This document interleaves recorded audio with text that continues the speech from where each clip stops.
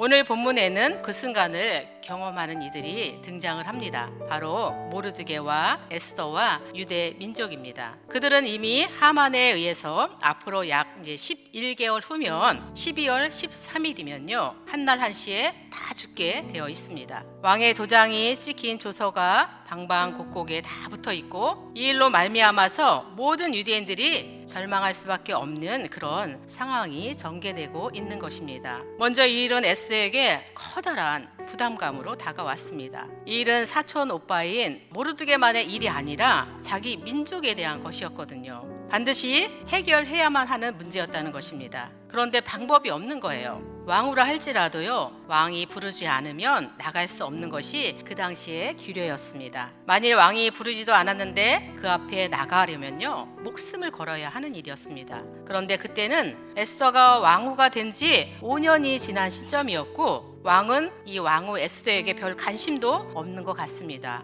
에스더가 왕을 만나 잠자리를 한 지 벌써 30일이 지난 거예요. 그만큼 왕의 마음이 에스더로부터 떠났던 것입니다. 그러니 에스더는 더더욱 왕을 만날 수가 없었던 것입니다. 그러므로 에스더는 자신이 지금 할 수 있는 것이 아무것도 없다고 판단을 한 거죠. 그래서 에스더는 이런 상황을 모르드게에게 전달을 합니다. 그러나 여러분, 모르드게의 생각은 완전히 달랐습니다. 모르드게는 자기 안에 갇혀있는 에스더에게 아주 강한 도전과 질타를 하면서 그의 생각을 깨트리고 있습니다. 한편으로 모르드게는요 하나님의 입장에서 이 사건을 보고 있습니다. 이때 내가 만일 잠잠하여 말이 없으면 유다인은 다른 데로 말미암아 노임과 구원을 얻을 것이다. 이것은 모르드게가 역사의 주관자는 하나님이시라는 것과 하나님께서는 당신의 백성을 위하여 경우에 따라서는 직접 개입하셔서 자기 민족을 구원하신다는 확고한 믿음을 갖고 있는 것입니다. 그러면서 네가 어떻게 왕후가 되었는지를 생각해 보라고 모르드게가 도전을 합니다. 그러니까 에스더 너는 유다인으로서 도무지 왕후가 될 수 없는 사람이었는데 왕후가 되었다는 거죠. 이것은 하나님의 역사가 있었기에 가능한 일이라는 것입니다. 그렇다면 왜 하나님께서 너 에스더를 왕으로 세웠겠냐는 것입니다. 그것을 생각해 보면 지금 내가 가만히 앉아 있을 수 없다는 것을 알려주고 이 도전을 주는 것입니다. 지금 모르드게가 에스더에게 한 일이 무엇입니까? 할 수 없다고 스스로 문을 닫아버린 에스더의 생각을 깨우고 있는 것입니다. 먼저는 본인이 왕궁에 있다는 생각을 깨워버립니다. 왕궁에 있으나 왕궁 밖에 있으나 유다인이라면 다 죽는다는 것입니다. 두 번째는 이 일을 하나님의 관점에서 보게 만듭니다. 하나님은 반드시 이 문제를 풀어주실 것이라는 것입니다.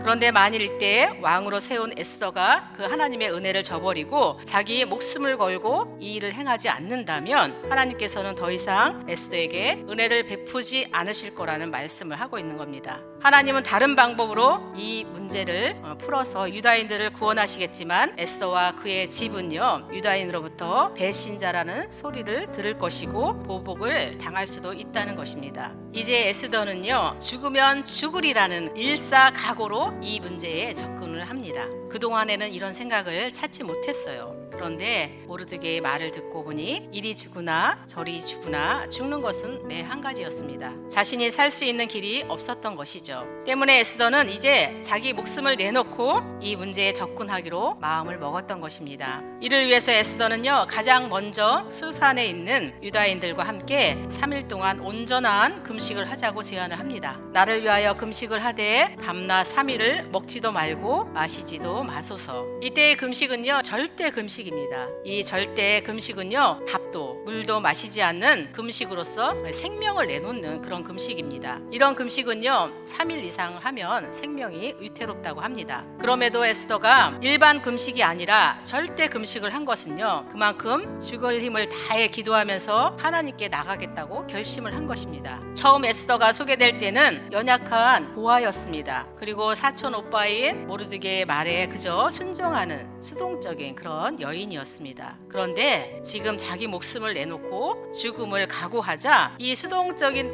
그런 에스더가 자기 주도적인 사람으로 변했습니다. 이제 모르드게가 아니라 에스더가 명령을 내리는 것입니다. 에스더가 모르드게에게 수산에 있는 유다인들을 다 모아서 3일 동안 금식하라고 지시를 하고 모르드게는 이 명령을 따릅니다. 완전히 주객이 전도된 거죠. 에스더가 주도적으로 이 일을 리더하고 있는 것입니다. 이것이 자기 목숨을 지키려는 사람과 자기 목숨을 내놓는 사람과의 차이입니다. 사람이 자기 목숨을 지키려고 하면요, 언제나 상황에 끌려가게 되어 있습니다. 결국 그 상황 속에서 숨이 막혀 죽고 말겠죠. 그러나 자기 목숨을 내놓고 모든 상황을 대처하기 시작하면 이제 하나님은 내 편이 되시고 내가 그 상황을 주도하게 되면서 모든 문제를 풀어나가기 시작하는 것입니다. 에스더가 한 말이 무엇입니까? 이렇게 금식한 후에 규례를 어기고 왕에게 나아가리니 죽으면 죽으리이다. 우리가 끊어진 길에서 새로운 길을 발견하려면 먼저 자신을 부인해야 합니다. 그리고 자기 목숨을 내놓아야 합니다. 살고자 하면 죽고 죽고자 하면 살게 되는 것, 이것이 성경의 원리입니다. 에스더는 모르드게의 말을 듣고 자신을 부인하기로 결단했습니다. 그렇게 자신의 목숨을 내놓았습니다. 그것이 길이 끝나는 곳에서 길을 찾는 방법입니다. 여러분, 방법이 없다고 생각하십니까? 그렇다면 그것은 자기의 목숨을 내놓지 못하여 내린 결론일 것입니다. 여러분, 자기의 목숨을 내놓으시기를 바랍니다. 그러면 하늘의 문이 열리고 막힌 모든 장애물들이 길을 내어줄 것입니다. 저와 여러분 모두에게 이러한 결단이 있으시기를 주님의 이름으로 축복합니다.